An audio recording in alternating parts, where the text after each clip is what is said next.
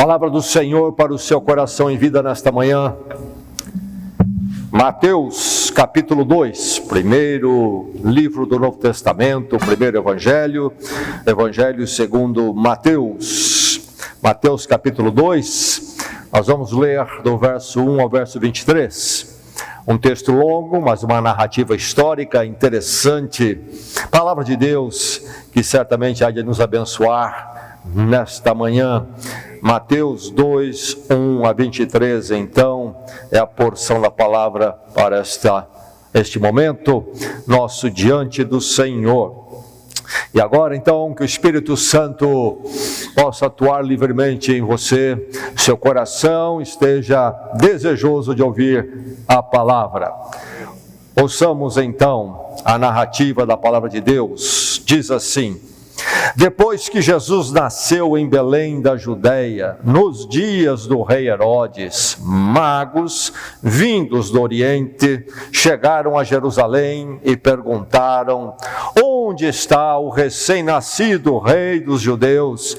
Vimos a sua estrela no Oriente e viemos adorá-lo. Quando o rei Herodes ouviu isso, ficou perturbado, e com ele toda Jerusalém. Tendo reunido todos os chefes dos sacerdotes do povo e os mestres da lei, perguntou-lhes onde deveria nascer o Cristo. E eles responderam: em Belém da Judeia, pois assim escreveu o profeta: mas tu, Belém, da terra de Judá, de forma alguma és menor entre as principais cidades de Judá, pois de ti virá o líder que como pastor conduzirá Israel, o meu povo. Então Herodes chamou os magos secretamente e informou-se com eles a respeito do tempo exato em que a estrela tinha aparecido. Enviou-os a Belém e disse: vão informar-se com exatidão sobre o menino. Logo que o encontrarem, avisem-me para que eu também vá adorá-lo.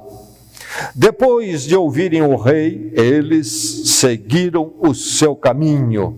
E a estrela que tinham visto no Oriente foi adiante deles, até que finalmente parou sobre o lugar onde estava o menino. Quando tornaram a ver a estrela, encheram-se de júbilo. Ao entrarem na casa, viram o menino com Maria, sua mãe, e prostrando-se, o adoraram. Então, abriram os seus tesouros e lhe deram presentes: ouro, incenso e mirra. E tendo sido advertidos em sonho para não voltarem a Herodes, retornaram à sua terra por outro caminho. Depois que partiram, um anjo do Senhor apareceu a José em sonho e lhe disse: levante-se, tome o menino e sua mãe e fuja para o Egito. Fique lá até que eu lhe diga, pois Herodes vai procurar o menino para matá-lo. Então se levantou, tomou o menino e sua mãe durante a noite e partiu para o Egito, onde ficou até a morte de Herodes. E assim se cumpriu o que o Senhor tinha dito pelo profeta: do Egito chamei o meu filho. Quando Herodes percebeu que havia sido enganado pelos magos, ficou furioso e ordenou que matassem todos os meninos de 2 anos para baixo em Belém e nas proximidades, de acordo com a informação que havia obtido dos magos. Então se cumpriu o que fora dito pelo profeta Jeremias: ouviu-se uma voz em Ramá, choro e grande lamentação. É Raquel que chora por seus filhos e recusa ser consolada, porque já não existem. Depois que Herodes morreu, um anjo do Senhor apareceu em sonho a José no Egito e disse: levante-se, tome o menino e sua mãe e vá para a terra de Israel, pois estão mortos os que procuravam tirar a vida do menino. Ele se levantou, tomou o menino e sua mãe e foi para a terra de Israel. Mas, ao ouvir que Arquelau estava reinando na Judéia em lugar de seu pai Herodes, teve medo de ir para lá. Tendo sido avisado em sonho, retirou-se para a região da Galileia e foi viver numa cidade chamada Nazaré. Assim cumpriu-se o que fora dito pelo profeta: ele será chamado Nazareno. Ouvimos a palavra do Senhor.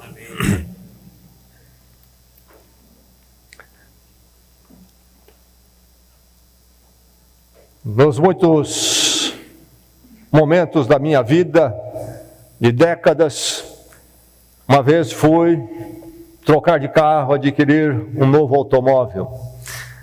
É interessante que esta vez foi uma das poucas vezes em que adquiri um carro 0 quilômetro.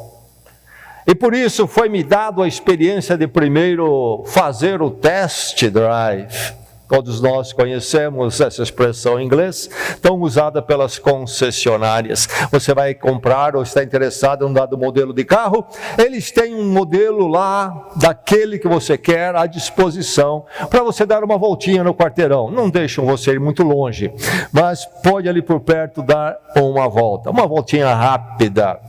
E eu então fiz o test drive, fiz com a minha esposa, adquirimos o automóvel. Um mês depois, começamos a ter conversas no carro. Você percebeu isso? Você percebeu aquilo? Enfim, notamos como nunca notamos antes, 2 ou 3 pontos que consideramos tão cruciais e incômodos. Havia até um que achamos perigoso na forma que o freio funcionava. E nós precisamos retornar à concessionária e adquirir um outro carro, e aí não deu para pegar novamente um novo, foi um seminovo.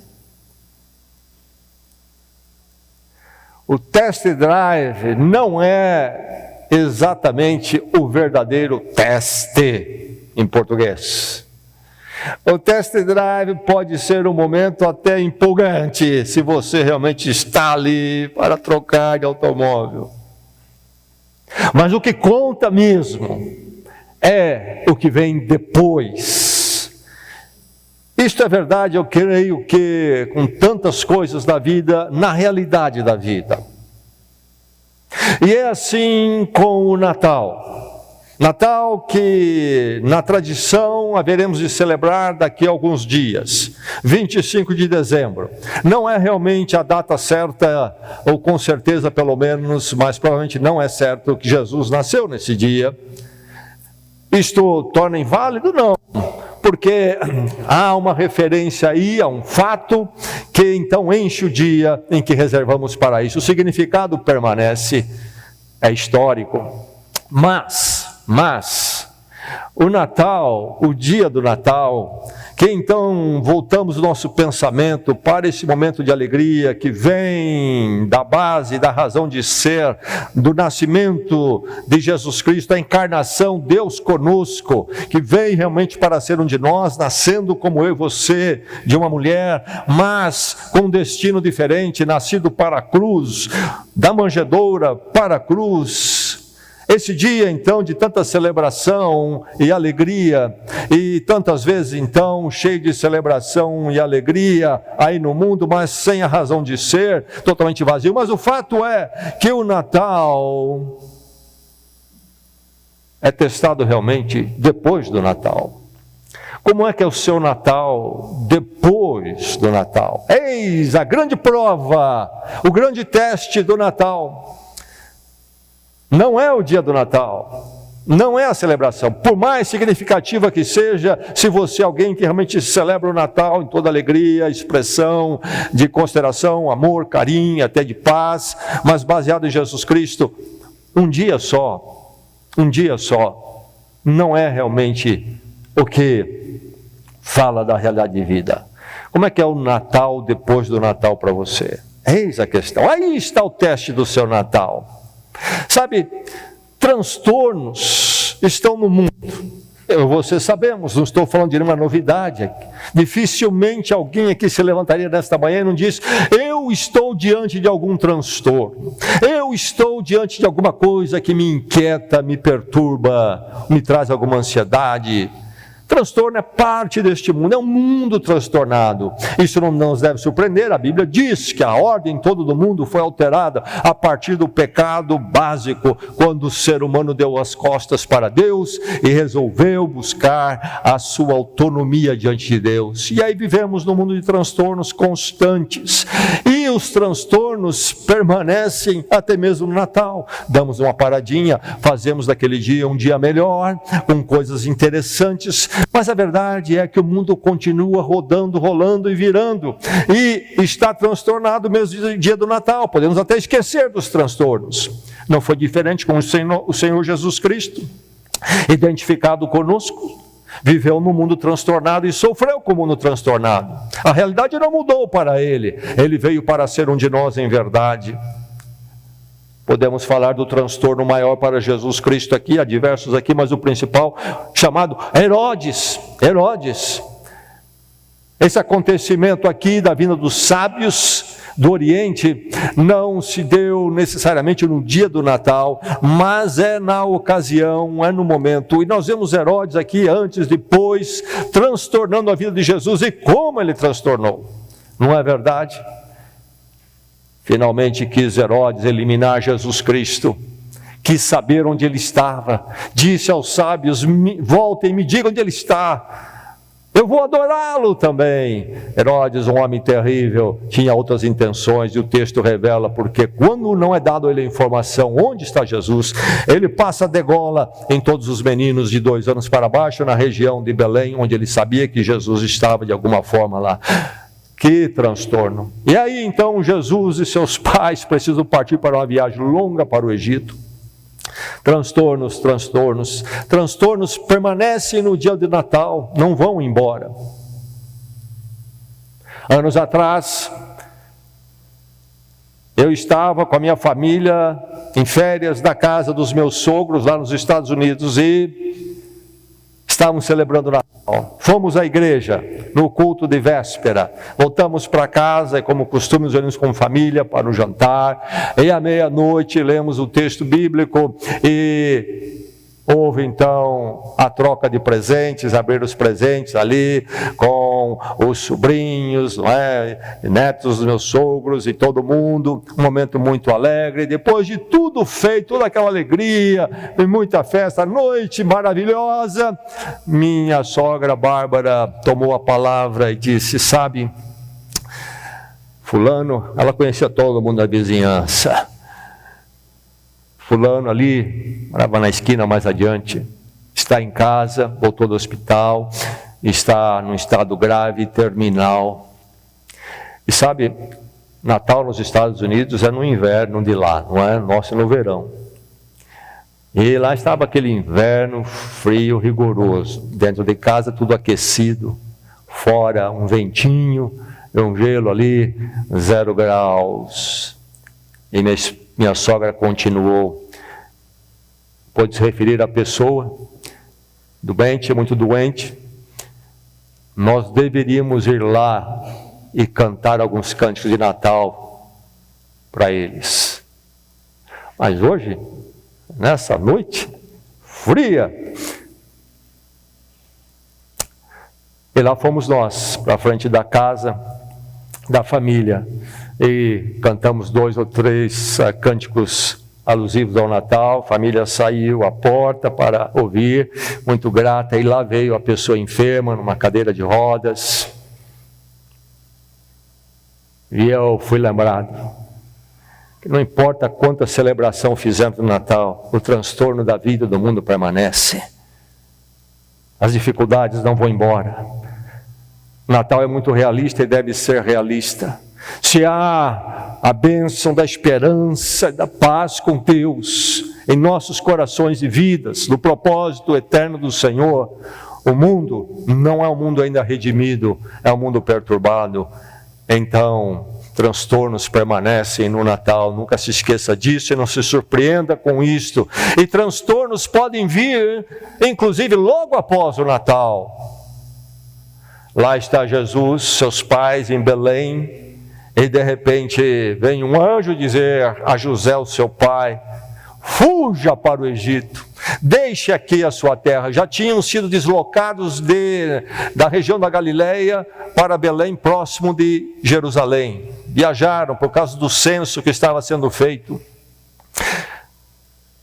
Da Judéia, possivelmente Nazaré, de onde eles vieram para Belém, estamos falando aí de mais de 100 quilômetros, uma boa jornada a pé ou em cima de um animal.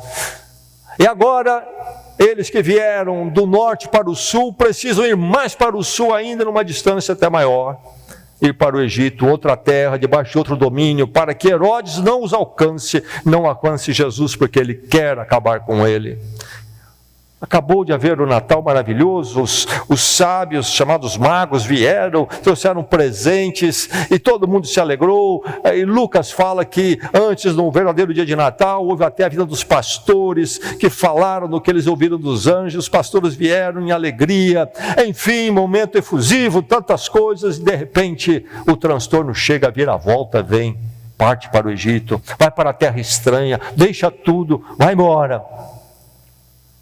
E, inclusive, Mateus cita algumas profecias do Velho Testamento, e ele vai citar uma aqui de Jeremias, que Jeremias fala do choro em Ramá, o choro em Ramá, quando ele está se referindo ao profeta, quando o povo de Israel, após andar longe dos caminhos do Senhor. Nós pensamos bastante nisso. Se você esteve aqui, quando atravessamos em mensagens o livro de Isaías, houve o exílio, o povo de Israel foi arrancado da sua terra, 6 séculos antes de Cristo, foi arrancado de Israel, foi arrancado pela Babilônia, levado para o exílio na Babilônia. E Jeremias vai dizer, há um choro em Ramá. Ramá é uma das cidades importantes na história de Israel, figurativamente, então, aqui é o Israel todo, há um choro em Ramá, se referindo a esse momento, quando então Jesus Cristo vai, e tantos bebês são assassinados por Herodes. Um transtorno pode vir logo após o Natal, não devemos surpreender. Isto vem ao mundo transtornado. Mas sabe, o Natal é que provê a sustentação. É a ação de Deus acima e por detrás de todos os transtornos é que nos dá a sustentação, e o Natal é sobre isso. Deus chegou perto, Deus chegou muito perto em Cristo, se tornou acessível não somente porque Jesus andou entre nós como um ser humano, mas porque Ele mediou a presença de Deus. A manjedoura simples, rudimentar, já é um indicador do que de outro instrumento simples e rudimentar e terrível, a cruz.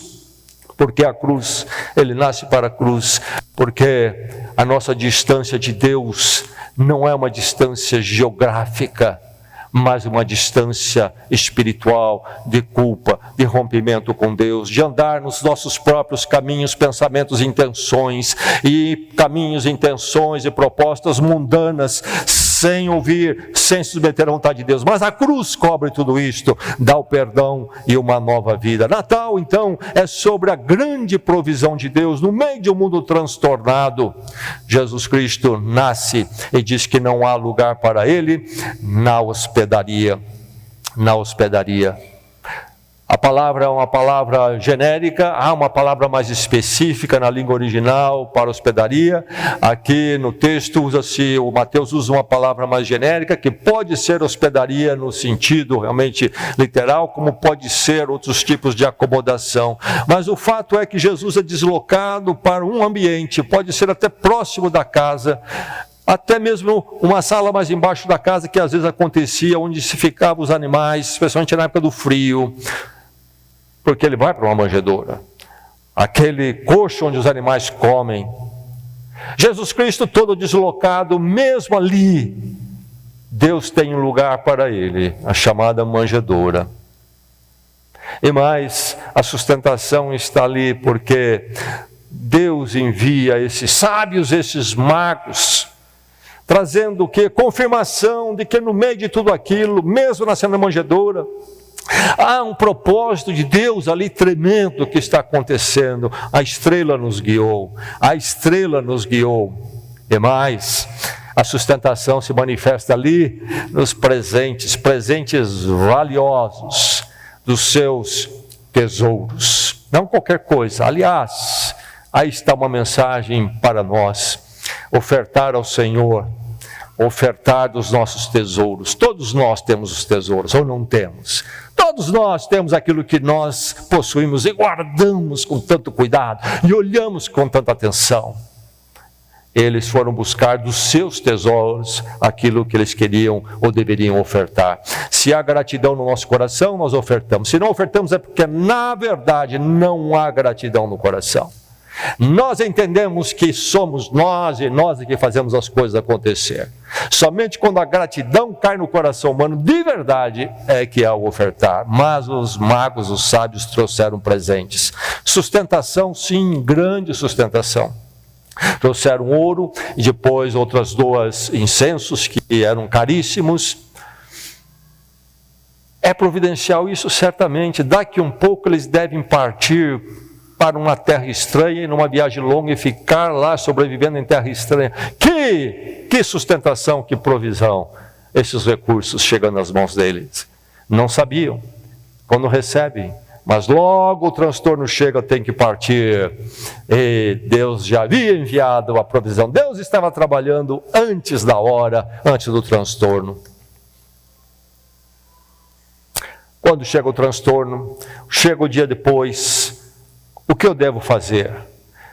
O Natal passou, foi muito alegre, daí chegou a hora difícil, novamente sou acordado para a realidade do mundo, talvez até um transtorno que existia antes, e o Natal foi um tipo de paliativo para mim, esqueci do transtorno, acabou o Natal, acabou a festa, volto para o transtorno. O que fazer, como fazer? Submissão ao Natal deve sempre continuar. Natal, Deus conosco, Cristo, e então encontro com Deus na salvação, no perdão gracioso de Cristo na cruz, morrendo por nós, tomando a nossa culpa, e então em quebrantamento e humildade entregamos nossa vida a Deus. Nossas vidas são do Senhor hoje e para sempre em Cristo, e uma nova vida onde Deus é o centro, Deus é o nosso descanso, Deus é o nosso sustento. Quando o transtorno chega depois do Natal, nossa submissão a Deus e quem Ele é em nossas vidas deve continuar e não mudar. José recebe o recado do anjo. Herodes quer acabar com o menino. Levanta, você toma sua mãe e o menino levanta-se, diz o texto. Então ele se levantou e foi. Levantou e foi. Se José viu a provisão de Deus, se alegrou até nem sem saber o que vinha à frente. Quando os sábios chegam e ofertam para eles aquelas ofertas tremendas, certamente ele pensou: oh, mas como Deus é grande, olha o que ele trouxe para a minha vida. Aí vem o anjo e diz: cai fora, abandona, vai para uma terra estrangeira, deixa a família, relacionamentos, você, a esposa, o filho, vai embora, deixa a parentela. Transtorno chega, o que ele faz? Se ele era alguém cheio de fé e confiança no momento da bênção, dos tesouros entregues, ele não muda depois quando o transtorno chega. Ele continua dependente de Deus. Ele se levanta e vai. Quando você estiver no meio do transtorno, aquilo que você sabe do Natal, Deus conosco, se você é do Senhor em Cristo, não deixe o transtorno tirar você do Natal. Continua olhando para o Senhor, esperando nele e obedecendo aquilo que deve ser feito. Deixe-me trazer para você lembrá-lo da ilustração. Se nós estivermos num ambiente à noite, um ambiente todo fechado, onde a luz está acesa, e nós temos uma porta de entrada e aquela porta também é de saída daquele ambiente, e de repente faltar eletricidade e aquele ambiente ficar totalmente escuro, e você então precisa sair dali, não adianta ficar ali. E aí você começa a tomar o caminho para sair. Para onde você vai? Para onde? Que direção você toma? Você toma a direção que você viu a porta que você viu enquanto a luz brilhava. Quando fica escuro, você não muda de direção. Assim é quando o transtorno chega, o ambiente escurece, continua olhando para Deus que você creu, você entendeu, você percebeu, você recebeu, quando a luz brilhava e tudo estava tão claro, e tudo estava indo de vento em popa a toda força. Continua olhando para o Senhor, Ele é a única garantia, Ele é maior que qualquer ambiente escuro, Ele é maior que qualquer transtorno. Deus tinha direção para José, sua família, para a provisão em Jesus Cristo. Ele se levantou e foi. É interessante que há duas vezes essa expressão aqui na nossa leitura, verso 14 e 21. Primeira visão, quando o anjo fala a ele lá em Belém, e ele então precisa deixar Belém e ir para o Egito. Ele se levantou e foi. Mas ele está lá no Egito já há um bom tempo, não sei se ele já estava meio adaptado ali com a sua família, já tinha entrado numa rotina de vida, e vem novamente o anjo dizer, novamente, levanta e vai para a sua terra, retorna. Do texto, José, a família, levantou-se e foi. Submissão, direção, permanece obediente, permanece ouvindo a voz de Deus, mesmo nas horas mais difíceis. A bênção do Natal é que você, mesmo no meio do transtorno, tem a esperança, tem a luz para onde olhar, tem a direção, aquele que você pode confiar que é maior que o seu transtorno e que sabe todas as coisas. Não é hora de vacilar na fé, no esperar no Senhor. Natal depois do Natal. Maravilhoso, porque o Natal é a redenção. O Natal redime o transtorno, redime do transtorno. Mateus cita outro profeta, agora Oséias, que disse, do Egito chamei o meu filho. Oséias se refere a um outro momento de Israel. Falei do exílio à Babilônia, quando Jeremias diz, há um choro em Ramá, porque eles são levados para o exílio na Babilônia. Mas houve muito tempo antes, o momento quando eles estiveram no Egito. O povo foi para o Egito como família, e lá se desenvolveu, tornar-se uma nação, um povo. E lá começam a sofrer opressão de Faraó, se tornaram um povo muito grande do Egito, um povo estrangeiro dentro do Egito, e Faraó começou a oprimir o povo de Israel.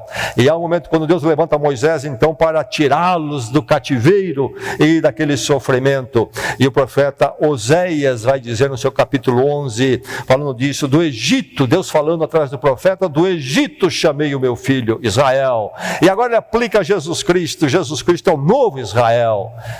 Israel, como povo, falhou em ser a luz para os gentios, para o mundo, mas não falhou o plano de Deus, porque de Israel lhe traz Jesus Cristo, a luz das nações. Do Egito chamei o meu filho.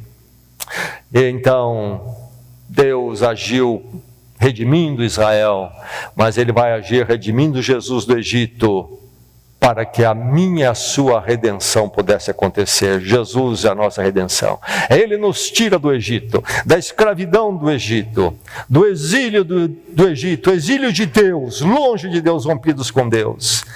O Natal é sobre redenção. A redenção de Deus que está presente mesmo no meio do transtorno.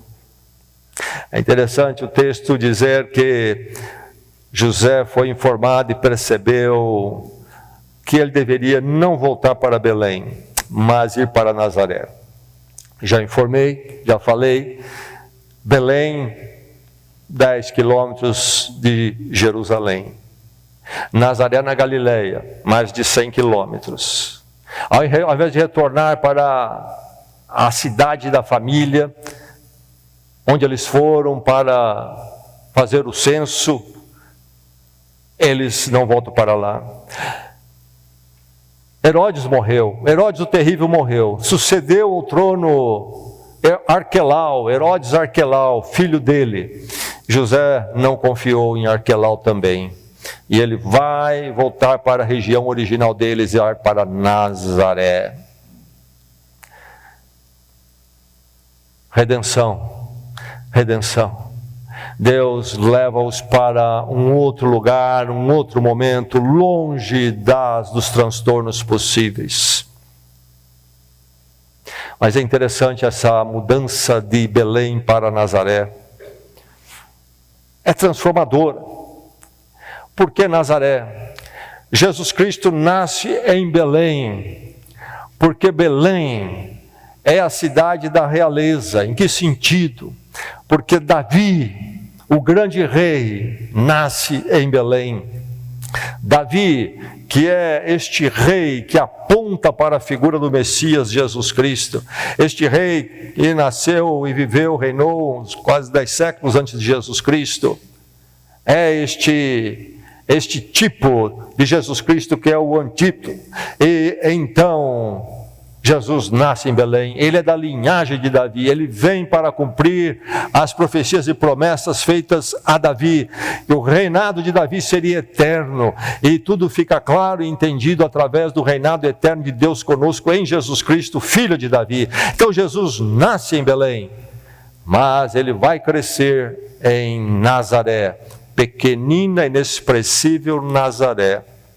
Aliás, no começo do Evangelho de João, quando Jesus chama os primeiros discípulos, um deles vem de Nazaré e lança-se a pergunta: pode alguma coisa boa vir de Nazaré?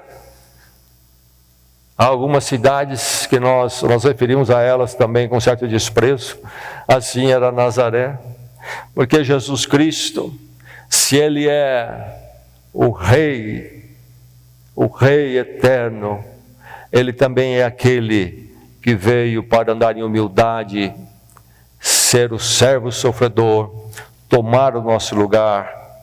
Ele é o Jesus de Nazaré, ou Nazareno.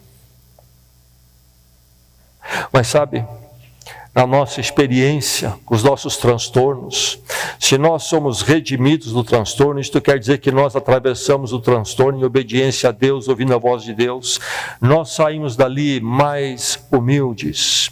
A verdade é que o princípio é este: transtornos, momentos difíceis, nunca nos deixam iguais. Depois que eles passam, somos modificados e impactados.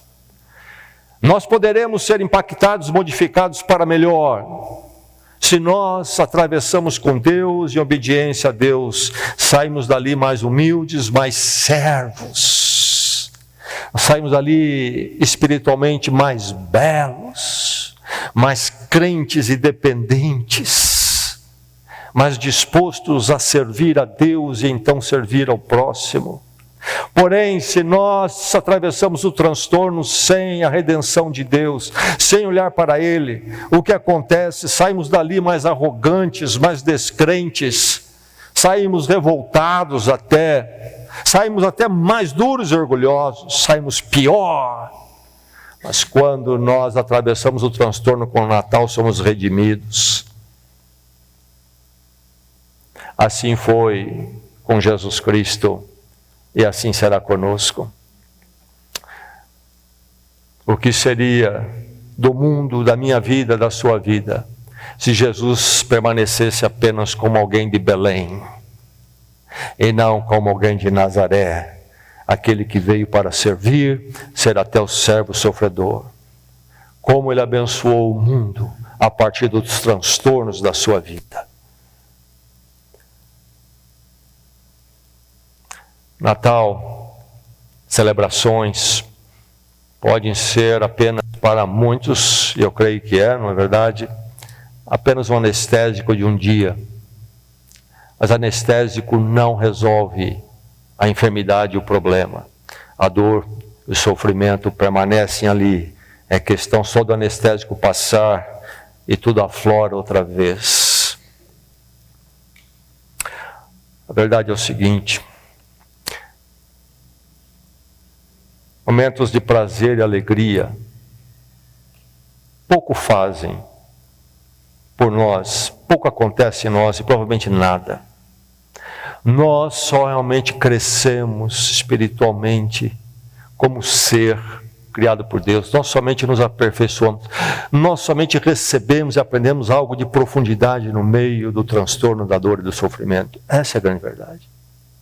Aprendemos nada nos momentos de exaltação, de vibração, de adrenalina. Nós vamos aprender sempre nas horas mais difíceis. É em Nazaré que nos tornamos verdadeiramente grandes nas mãos de Deus. Que o seu Natal, depois do Natal, continue. E você possa também crescer e viver hoje, amanhã neste mundo e para todos sempre nas mãos do Senhor. Amém. Vamos orar.